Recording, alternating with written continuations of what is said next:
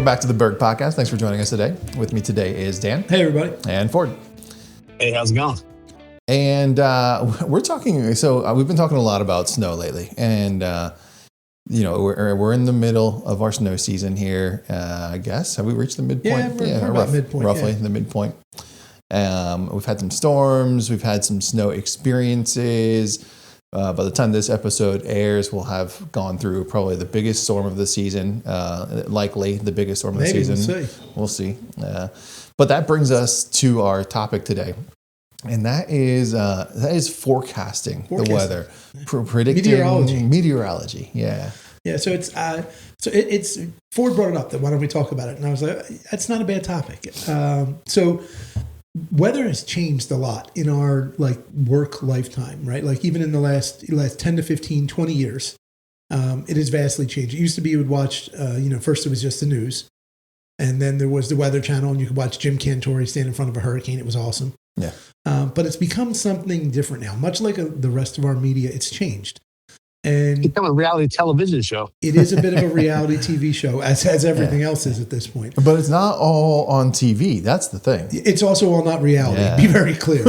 It's a non-reality TV show. That's fair. But so most of us, we have the weather, right? You can watch go online, look at some version of the Weather Channel. You can look at news for the weather. Yeah. A lot of people now through social media, there's many different avenues you can use there. And there's private weather services, right? That are paid for, that we have access to. Right. And what's your normal go-to for checking the weather? So, are we talking about in winter for worried about storms? No, just like you personally, hey, I'm making plans for the weekend. I'm going to check the weather. Yeah, I mean, truthfully, WeatherWorks they send it to me all year round. Okay. And WeatherWorks has always given me 5 days. It's pretty specific. It's for the next 2 to 3 days, it's good. That's usually, honestly, I'll check WeatherWorks, and then if it seems odd, I'll look it up. It does run on my phone every day, not WeatherWorks, but just I keep it. It's on my home screen as the weather for the next 3 days at all times. Okay. I don't know if that's odd. I have a much more accurate source. Yeah. I just look out the window. You don't try to worry about what's going to happen. Yeah, that's not really forecasting for it. Yeah. That's just existing. But it's forecasting for the next couple of hours. At least. Is, and that was the topic actually I wanted to talk about. It's part of the reason Ford and I have long joked that weathermen have more leeway even than engineers, right? We talk about engineers, how sometimes they draw stuff and it's drawn on paper, and then we have to make it work in the real world. Mm-hmm. And weathermen take that one step further because they're predicting what's going to happen. And the current world we live in wants things predicted even further out, right? They want to know sooner. They want to know further out. Right. They want more specificity. I think if I go back to, when I was a kid, there was a blizzard in, I think, 83. And we were home. I remember my dad, I remember a lot about it. As a kid, I didn't even know it was going to snow. My dad worked in conditions, so he knew it was going to snow and had somewhat prepared. But he didn't know really how bad it was going to be until a day or so before, And I often make statements that I say, my great-grandfather, came over from Italy, my mom's grandfather. And he was a shepherd. And he arrived here and wouldn't have known the weather that was going to occur the next day. There was no way for him to know. Sure. Yeah. Right. It just, whatever came over the mountain range, that's what was going to happen. Yeah. You had the sailor. Right. The sailor you're looking at the skies and all that. Right. Yeah. Red sky at night and all those things. Right? And by the time he passed away, they were given weather forecasts that were 3 to 5 days out about storms coming across the Pacific and the Western. That's a crazy delta of development. But I think that there's an even bigger development over the last 25 to 30 years where, what average person would have known about the Greenland block or any of the stuff, that we know about now that's impacting what's going to happen with this storm? And the European models. The European, the American, there's, the three models. What was that new term the other year? Snow bombs or something? The bomb cyclone. Bomb cyclone. Bomb cyclone. Yeah, snow bomb cyclones. They're making this up as it goes along. Well, and they've gotten smart. They made it more scientific. It used to be, it's like Snowmageddon, right? It's like you're watching either monster trucks or a dirt bike race or wrestling, right? And it's just marketing. But then I think they actually identified that it would work better if they made it science. So bomb cyclone, and they make it tie to something. And I'm sure it does. I'm sure there's some science behind it. But I think part of the problem why we get so frustrated with the forecasting is we're asking them to forecast too long in advance. And we're not asking, we're demanding. Yeah. And if you don't do it, we'll find somebody else who will. And then we complain as a group that the forecast wasn't right. You know? And really, the reality is nobody knows where this next storm is going to slide. If this storm moves 100 miles one way or the other, you could have 24 inches of snow, or you could have 8 inches of snow. Like, that's the truth. I mean, you know, today Erin asked me, she was like, what do you think? And I was like, I started saying a few things, and she was like, just keep this simple. What do you think? And I said, she's asking for your prediction. Snow. I said, I think it's likely that you're going to get 8 to 14 inches of snow. Yeah. I was like, I think you could get more. I would be surprised if you got less, but you're getting 8 to 14. That's happening. Right. Yeah. You know, and I feel like safe 3 days out saying that. And I'm starting to feel safe on timing wise. And we had a call. We're trying to talk to the guys about like, hey, it's like genuinely going to snow. Like, this isn't like, hey, we're going to be there for 4 hours. This is like, you know, 2016 or 2012, and we were going to be there a day or two. I mean, it doesn't seem right now to matter where you look. Like, no matter where the lines are drawn, it seems like our region is getting at least 8 inches of snow, right? Like that could be the high end on some forecasts and the low end on other forecasts, but everything seems to suggest that will happen. Yeah. And so, Ford, like, what is your thought on this? If you wouldn't ask them to give you either the time or the amount specific to an area, I think they can predict right now. Like, you know, I saw, and I'll say it, it's PA Weather Action is one of the ones that I like to follow. And I've said it. I found this kid, it must have been 2012. So it's been 13 years. I don't know how old he is now, but he was legitimately at best a freshman or sophomore in high school who just started posting stuff on the internet. And we just somehow found it way back in the day. And I looked at it, and I remember when it happened, I said to Ford, I like screenshotted on our old phones. And I said, this kid has been right about the last 3 storms. It was retroactive. Like, we were looking back at like, how did people get this wrong? And he was right. And so we started looking at it, and it's somebody that I've followed, and he's kept it up. And his forecasts I think are pretty clean. But even he's now, I feel like, baited into this. He says, I'm not going to make any comment until 5 p.m. on Thursday. Right. Yeah. And then he's got to, because everybody else posts something. So then he posts something. Yeah, I don't know his story. Also, it's the race. Yeah. It's the race. Like, you just got to comment. You got to be the first, because it's all about likes and all the stuff that we don't mess with. But I think it's duplicitous. One, we want that longer forecast. But the reality why we want that is because the expectation of, especially for doing a snow like us, is people don't want to lose time. Like, you know, when you were talking back in the day, I remember we had storms, you know, we were at home for 5 days straight. Like, schools were closed, didn't affect us either way. But I mean, like, the town just shut down until they got it cleaned up. And now, like, you know, within minutes, you know, it's just all the expectations have shifted. And so I think it puts us more of a microscope on them, because we have to rely on the team count, the machinery count, all of that stuff based on these forecasts. And, you know, our stuff you can't snap your fingers and mobilize a team of 40, 50 people in 3 minutes. So, you know, we're relying on these 3 days out, 4 day out things, because we need to let people know what's going to happen. And I think that's where we get so aggravated, because, I mean, we all lived through the John Bolaris superstorm that never happened. What was that? Yeah. 2000 range. Yeah. And it just vanished. Like, it wasn't just like off by, you know, whatever. It was literally like, oh, nope, there's nothing coming. And we've talked about that. I sat in a friend's apartment waiting to get called in to plow snow that never came for 3 days. Yeah. But I think so. That's kind of the part of it, is that, like, you know, we don't shut down. We don't, you know, we talked about people driving in it. Like, everything has to keep going on because of the immediacy factor. So we're always asking for more information as far out as possible, just because it's a planning tool for us. Well, and you know what, Ford, that we don't talk about, but factors into the pressure that we feel, right, to look. Because it's so, as Ford said, duplicitous, because it's so odd that I'm going to tell you they can't forecast it, and I looked anyway. Like, I know they can't forecast, so why am I even looking? But I have to look. And this drives to one of the points of what they've done even to snow management as a business model, is if this was all T&M, it wouldn't be a big deal. Like, Ford and I will figure out what's going to happen 2 to 3 days in advance, and then we'll move in the equipment, and you're going to pay us for whatever.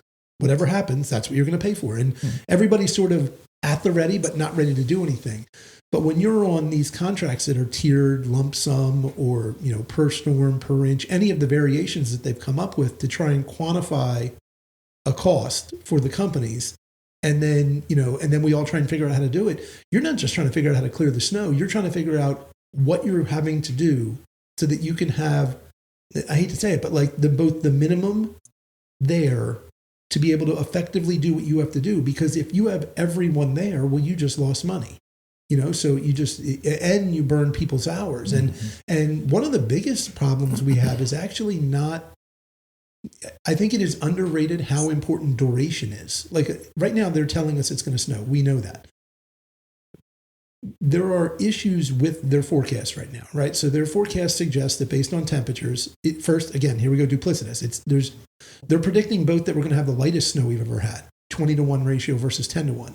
They're also predicting somehow there's going to be an ice storm when it's 16 degrees, some point towards the middle or end is possible if it shifts north. Mm-hmm. Those two things don't really go together. That's a complete change, which would wash it out.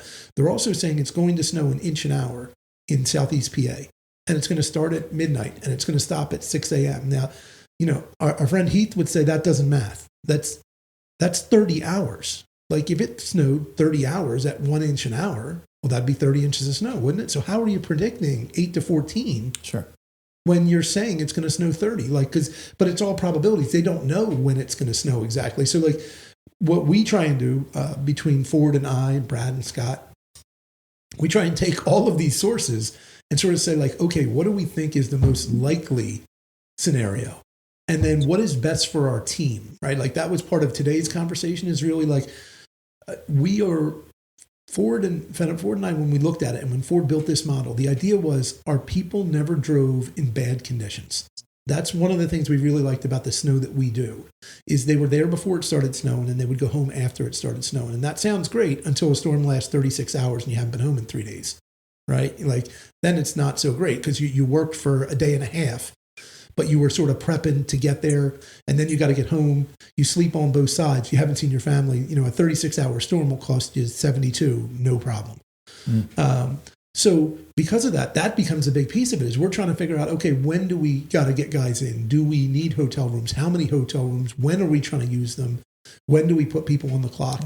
So much more than just once it starts to snow and everybody's there. Well, we got that. We know what to do now. And for one of the conversations I had with all the guys today was that, and you and I talked about this earlier in the week, it's not a race. Like this is, when it's going to snow 2 inches to 4 inches, we want to be done as quickly as possible. We want to get in, we want to clear the snow and get out. We'd love to beat the state and have our roads clear, go home and call it a day. In this one, it doesn't matter how good a shape you're in going into it. It's the last 8 hours. So from a weather standpoint, what we need us to tell them is when it's going to stop. And what does the stop look like, right? Like the start and stop are very important. If it sleets before that storm, it's a lot of trouble for us.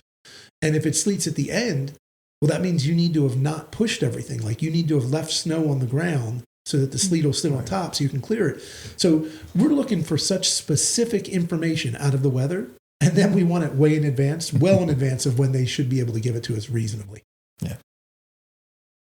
Well, and I think that, that ties back to though, that like they're giving us information, but the variability of it and the viability of it are not what we are using it for. Yeah. There's a 30% chance of this and a 42% chance of this and yada, yada, yada. It's like, okay, until it's over 75% chance of anything, whatever. And then if it goes more, they'll use the word overperforming or whatever it is. And it's like, overperforming. I don't know how many times we've been in a storm and we'll get a new update in the middle of the storm. Like, oh, it's more happening. It's like, no kidding, Sherlock. I'm in it. I'm dealing with it now. I can't. Yes. That is one of my favorite reports. The WeatherWorks overperforming report.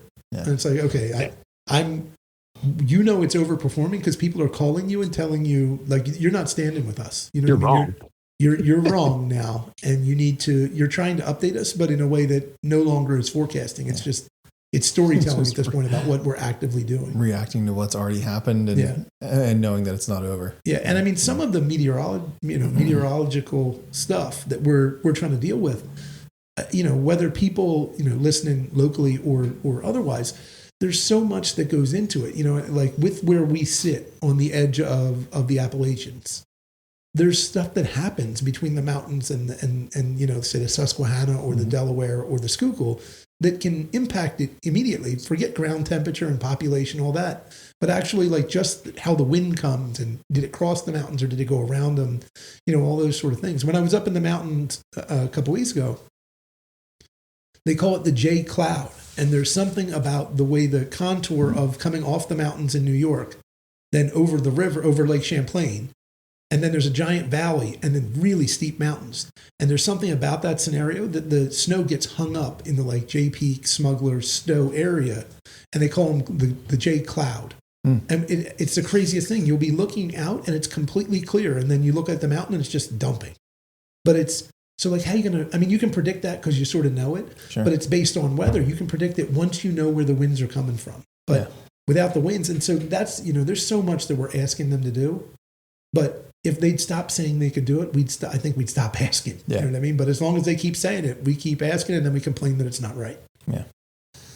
Yeah, and to have it be that volatile, where you know, like you could have some assumption of what's going to happen, but know that the terrain and the area that you're in will always create a little bit of unpredictability. Yeah. You know, there's just too many features. You know, and like we're making it super scientific here, and they're trying to, but I think there is just some things that like we're just not designed or smart enough to predict. You know, these things aren't. These are natural. You have to have limited variables. Like the whole, you know, that's algebra, right? Like if you have like at some point there's too many variables, and you can give an answer, but its credibility goes down because there's too many variables. You know, and even in the last event we had, if you look at that spread, it snowed, you know, 5 inches at your house. It snowed 4.5 here. It snowed 4 at mine. It snowed, you know what I mean, 3 in Collegeville, 2 in Malvern. You know what I mean? 1 in the city, nothing in New Jersey. Like you only went like 70 miles. Right. And in one place you had a significant plowable snowstorm, and in the other you had nothing. Right. You know, like that's kind of, you know, like that's what you're dealing with is trying to predict that level of specificity. Yeah. I do think you're right though, 40, you know, you talked earlier about like the social media game right now with like everyone needing to be the first for someone to see it, because that's what sort of generates that engagement and gets people to click on it, and all of those things are what generates revenue, right, for those people.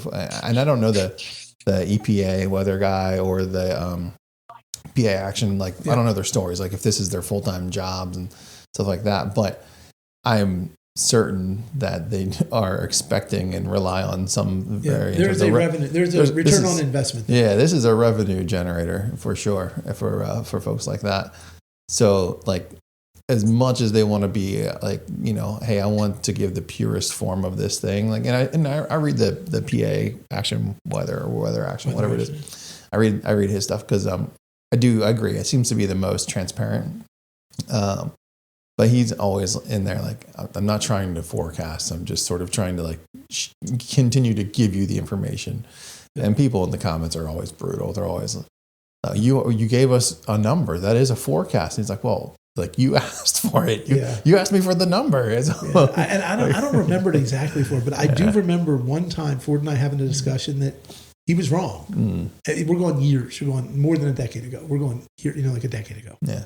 And people were ripping him, and I was like, "This is like a 14-year-old kid." You know what I mean? Like this would be like going and yelling at like a freshman in high school. Like, who was the person who decided it was a good idea to listen to a 14-year-old on the internet to tell you what the weather was? Right. Who thought that was a good idea? You took it as the gospel, right? And you know, and it's not. It's not. Yeah. There is no gospel. And then you take it one step further. There's some of the guys that I wish Ford and I had been smart enough to realize that us paying attention to the weather could have actually been another revenue source. Yeah. We could be the ones with our own little Instagram channels. Instagram page. We could have had Tori build us like a little logo or something. You know what I mean? We could put it up there and, you know, just lay it out what we think is going to happen. But people have done it. You know, there's a few of these guys running that this is an advertisement for their business. You know, whenever it's really going to snow, you know, they say it. I mean, the craziest thing, Ford, I don't know if you caught this or if Brian saw it yet, but have you seen that they're predicting a snowstorm before February? I don't know. So what they've done is they've piggybacked it onto this one. And I saw a map the other day that said 47 inches of snow before February 2nd. I was like, all right, now, guys, we haven't had, those twin 22s was the last real big storm. Was that 12 or was that 14 or 16? 14 maybe? 14 maybe? I don't know. It was one of those years. It was actually the 1 year before. Well, one of the years before that. I remember the same week we had two 2-footers in like our area. Yeah. So I don't remember when it was. It had to have been like 12 or 13 because timing wise, I know which bank I was at still, and I just remember them everyone ran out of space, especially in any type of retail or facility. Like you just ran out of places to put the snow. And So listen, you're I know. I know what. Right now, you're speaking my language. You're out of room. You say out of room. I can fix that problem. We got equipment that takes care of that. And that's all set up. That's when we say it, and a lot of times people think, what drives us to have this conversation and sort of muse about it and laugh, right? Is we're not talking about a snowplow. We have snowplows, sure, right? But that's not it. Yeah. We're talking about famously inside the company, I said Greg Petersheim does not have to do snow unless we need to use a dozer to do it. And Greg was like, absolutely. That's no problem. That's 50% of the storms. Greg's pushing with a dozer. If it's more than 2 inches, Greg's get the dozer out. Yeah. We're pushing, that was, we had a call earlier in the week and they said, hey, what do you think about stockpiling in these 2 spots? Because we already got this one full. And I was like, no, that's fine. Just let me know so we can drop, because we've already had the dozers were already on trucks headed to the sites. We knew this was going to happen. Because once they're over 6, we're moving. So we want all the equipment there per Ford. So, you're talking 4 or 5 days out. We're moving equipment in. We're trying to line up trucks. We got our own trucks that we got to free up to get to the sites. It's a lot of planning that goes into it. But stockpiling snow, that's like moving dirt that's going to melt, Ford. I was trying to think about this, and when's the last time our area saw, some of these predictions right now are wild, like the 30 plus and stuff like that. 24. When's the last time our area saw that? Was that the 94, 90? No, it's not that long ago. So we had, I know that the last storm that was plus 10 or 12 was 2016, they said. Okay. 2019.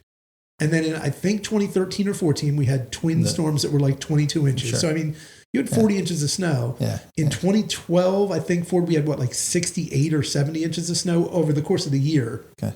That beating is a blur. I don't remember how it occurred exactly. Yeah. But before that, I think you do have to drop back to the blizzard of 96. Yeah. Was huge. The blizzard of 96. And it was 94 and 96, right? Didn't we have two pretty close together? Too close together. When I was little, you guys would have been like infants, but in 83, there was a giant blizzard. And that triggered me back to something that I was going to say. And I don't know what it would have been like out here. Yeah. But one of the ways that you see how much it's changed is I remember my dad had a Honda Civic, like a 1981 Honda Civic. And the township, I grew up in South Jersey, the township was plowing. They had their big trucks, but they had Rangers with plows on them. And the Rangers were scattered all over my neighborhood because they had tried to get in there to plow, and that's not going to work. It could be 6-wheel drive. It's not going to work. There's no weight. Yeah. And I remember my dad driving around the plows. It was like the Christmas Story movie where the old guy curses. He's like cursing at these guys because their cars are in his way, and he's driving a front wheel drive Honda coming either to or from work. I think he was coming home. And but all of that I sort of put together for it is I remember sledding down the street every time it snowed because the streets weren't plowed. Mm-hmm. People would drive on them and they'd turn into a sheet of ice, nice compacted, great for your flexible flyer sled. Yeah. And that doesn't happen anymore. No. You think about how fast even townships get roads cleared, and they pre-salt so it melts. They ruin all the fun for the kids. Yeah. I grew up in an area that didn't really get snow. Right? Southern California, not much snow? Not much snow. All right. We would go places to see him play in the snow. My grandparents had a home in Wrightwood, California, in the mountains, and we would go see them and use the big old toboggans. Yeah, the old toboggans. But the year we moved here, I think we moved here in '94. Yeah, and we had no idea what was coming. You didn't even have snow boots. Yeah, I don't even know if I owned a snow jacket or jacket in general. But the funny part that I remember, even just you were talking, like a couple minutes ago about like the weather, how weather forecasting prediction has changed. I don't even think that we really. I mean, I was a teenager. I was like early teens, but I don't remember us like well, we're gonna get enough snow that we can't leave the house. Right. Like I don't remember that conversation. Right. I mean, like Addie knows it's going to snow. Yeah, of course. Right, like I mean, I'm not making a joke. I'm being serious. Like I mean, Mara and my girls know it's going to snow. I mean, I bet Savannah was, they would know it's going to snow. Like everybody knows because that's what it's become. Yeah. You know what I mean? But yeah, the other thing I do remember about snow as a kid is like we didn't none of us grew up with much means. We were fine, but all sort of just getting by. Right. Is I laugh my girls with their like nice boots and you know what I mean. They're like their feet are always dry. Like I had my sneakers. Yeah. And the bags, the plastic bags. I had these. Yeah, man. They stayed really dry as long as you just got to tape them at the top. I don't think they invented waterproof at that point because you'd have these like snow boots, but they were basically just foam sponges that would just soak in the moisture. And then I remember like sledding on baking sheets. Yeah. Like forget sleds or any of that stuff. It was literally like a baking sheet you would slide on. Yeah, even cardboard will work. You know what I mean? Like it's you just need something, anything flat. Anything flat. And you pack the snow down, and once it's all coated and frozen, it doesn't matter. It's gold. Then you get the flexible flyer. Yeah. And like growing up, my flexible flyer was my dad's. Yeah. I still have it. It has like his initials in it. It's like a 1950s flexible flyer. Yeah.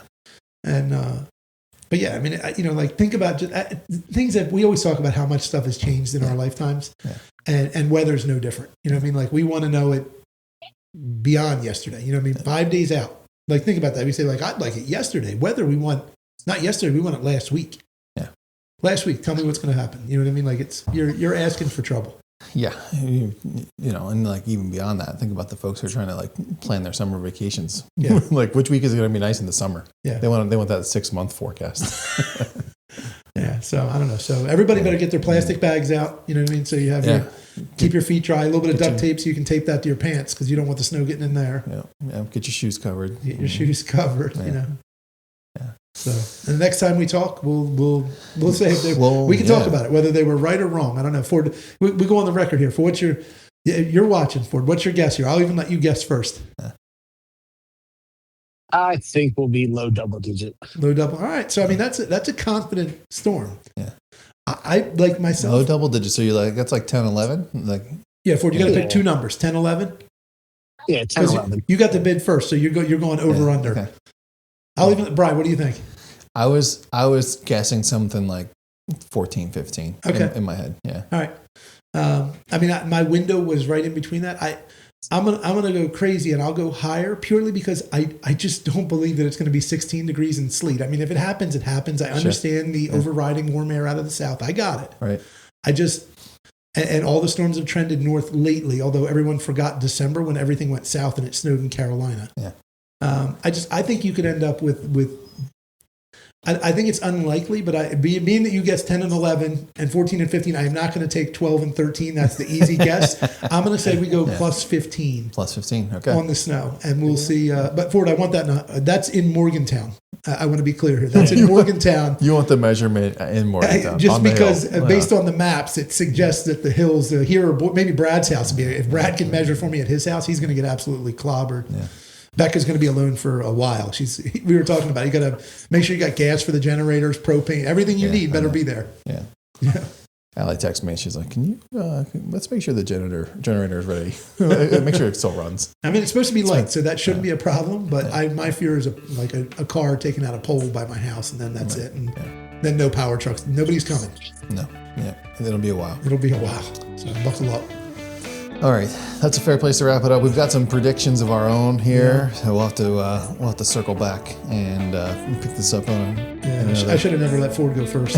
Another episode in another week. So, thanks for joining us today, folks. Hope you got something from this, and we hope you come back to find out if we're right.